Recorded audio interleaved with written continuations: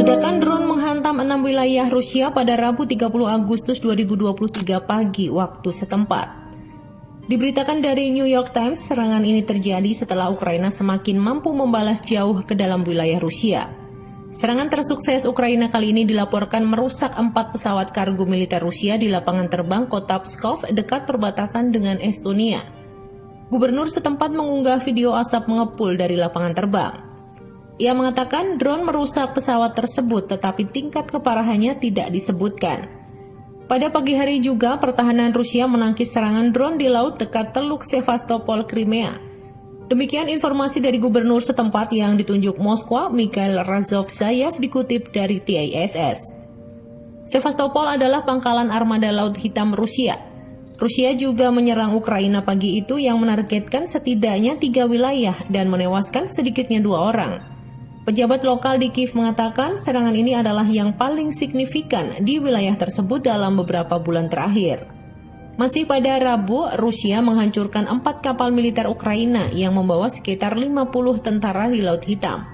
Ukraina dan Rusia meningkatkan aktivitas di sekitar Laut Hitam setelah kesepakatan jalur aman ekspor biji-bijian yang ditengahi PBB berakhir pada bulan lalu. Kementerian Pertahanan Rusia di Telegram menuliskan, sebuah pesawat menghancurkan 4 kapal militer berkecepatan tinggi sekitar tengah malam waktu Moskwa.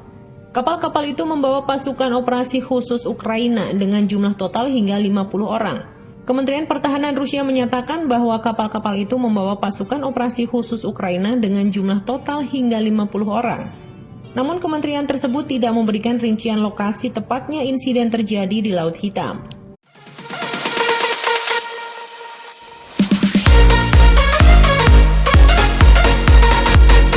Kremlin memberikan reaksi seusai negara barat disebut memberikan izin kepada Ukraina untuk menyerang wilayah Rusia.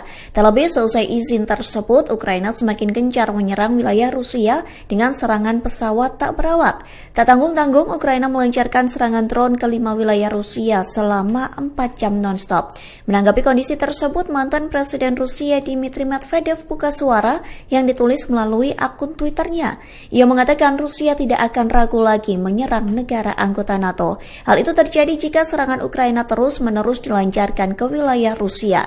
Medvedev pun menyebut perizinan dari negara barat menjadi bukti signifikan secara hukum atas keterlibatan NATO dalam perang melawan Rusia. Tak tanggung-tanggung, dalam cuitannya Medvedev juga memperingatkan kiamat semakin dekat. Hal itu dikutipnya dari beberapa pemimpin lama Soviet dan ayat di kitab suci. Sementara cuitan Medvedev mendapat tanggapan sangat negatif di barat. Pasalnya Medvedev terkenal sosok yang kerap membuat cuitan provokatif di media sosialnya.